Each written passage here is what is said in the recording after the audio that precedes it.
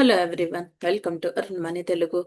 ఈరోజు CMR green technologies IPO గురించి చూద్దాం. ఈ ఐపీఓకి అయితే స్ట్రాంగ్గా డిమాండ్ ఉంది మార్కెట్లో. వీళ్ళు ఇండియాలో నాన్ ఫెర్రస్ మెటల్ రీసైక్లింగ్ బిజినెస్లో అయితే ఉన్నారు. అల్యూమినియం కానీ జింక్ కానీ ఇలాంటి వాటిని అయితే రీసైక్లింగ్ చేసి ఇండియాలోనే కాకుండా అండ్ ఆల్ ఓవర్ గ్లోబల్గా కూడా వీళ్ళైతే సెల్ చేస్తూ ఉంటారు.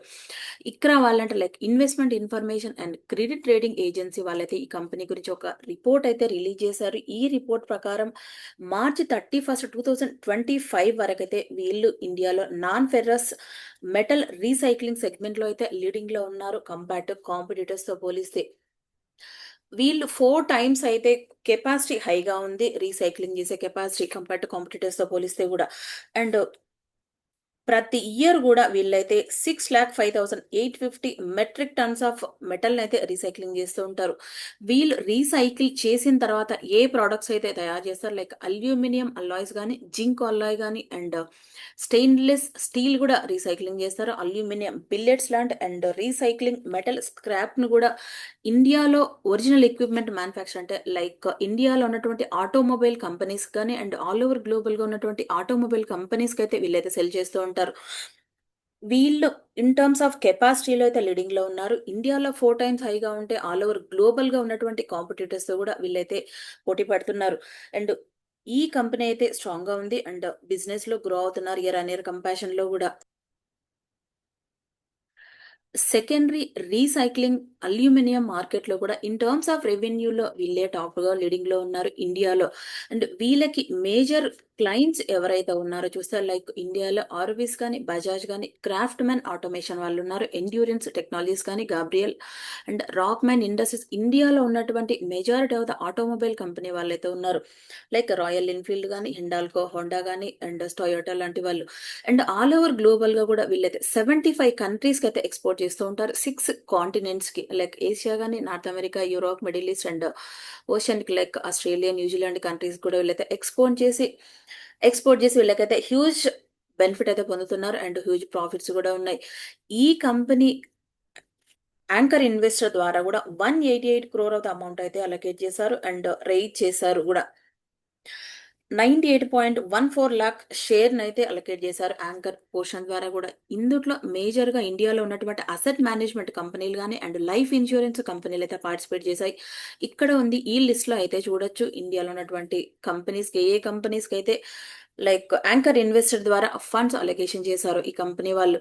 లైక్ ఎస్బీఐ ఫండ్ వాళ్ళు ఉన్నారు, ICICI prudential multi cap fund కానీ Nippon India small cap fund ఉంది, కొటాక్ వాళ్ళు ఉన్నారు.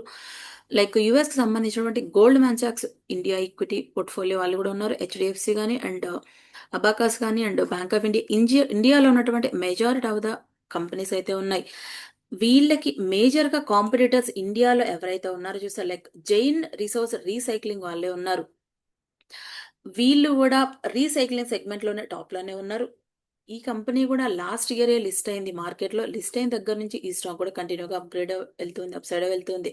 అండ్ ఈ కంపెనీ రిజల్ట్స్ ఎలా ఉన్నాయో చూస్తే ఇయర్ ఆన్ ఇయర్ కంపారిజన్ లో లైక్ రెవెన్యూ అయితే ఇయర్ ఆన్ ఇయర్ కంపారిజన్ లో పెరుగుతూనే ఉంది, నెట్ ఇన్కమ్ కూడా పెరుగుతుంది, మార్జిన్స్ కూడా పెరుగుతున్నాయి. In terms of luck earning per share కూడా ఇయర్ ఆన్ ఇయర్ కంపారిజన్ లో పెరుగుతూనే ఉంది. రిటర్న్ ఆన్ నెట్వర్త్ కానీ నెట్ అసెట్ వాల్యూ కానీ అండ్ అప్డేటా మార్జిన్స్ కూడా పెరుగుతూనే ఉంది ఇయర్ అన్ ఇయర్ కంపారిజన్ లో. డెట్ ఈక్విటీ రేషియో కూడా రీజనబుల్ గానే ఉంది ఈ కంపెనీకి అయితే. అండ్ ఈ ఐపీఓ అయితే ఈ రోజే ఓపెన్ అయింది అండ్ June 5 క్లోజ్ అయిపోతుంది. వీళ్ళు టోటల్ గా సెల్ చేస్తున్న షేర్స్ అయితే ఆఫర్ ఫర్ సేల్ ద్వారానే సెల్ చేస్తున్నారు వీళ్ళు. ఇది ఒక నెగిటివ్ అనే చెప్పొచ్చు ఈ కంపెనీకి.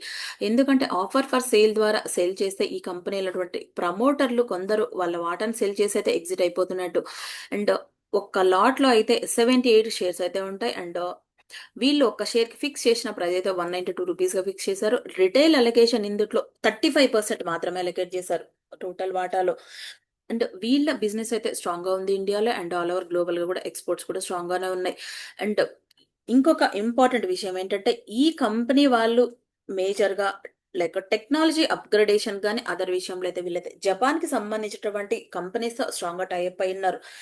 లైక్ జపాన్ సంబంధించిన కంపెనీస్ ఏవైతే ఉంటాయో like Nippon light metal company వాళ్ళైతే ఉన్నారు అండ్ టొయోటా కార్పొరేషన్ వాళ్ళున్నారు. అండ్ నిక్కీ ఎంసీ అల్యూమినియం కంపెనీతో వీళ్ళైతే టై అప్ అయ్యున్నారు.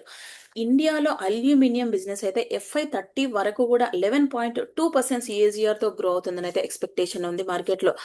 ఈ ఐపీఓకైతే ఎస్‌బీఐ సెక్యూరిటీస్ వాళ్ళైతే సబ్స్క్రైబ్ అని చెప్పారు. వీళ్ళు చెప్తున్నారు, ఎందుకు సబ్స్క్రైబ్ అని చెప్తున్నారంటే, ఫారిన్ కరెన్సీస్ అయితే ఫ్లక్చుయేషన్ ఉంటాయి టైమ్ టు టైమ్.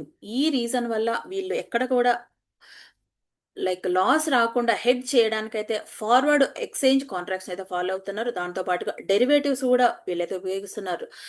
డెరివేటివ్స్ అంటే టైమ్ టు టైమ్ అయితే అల్యూమినియం ప్రైజెస్ మారుతూ ఉన్నా కూడా 2% మధ్యలో ఒక కాంట్రాక్ట్ ఉంటుంది.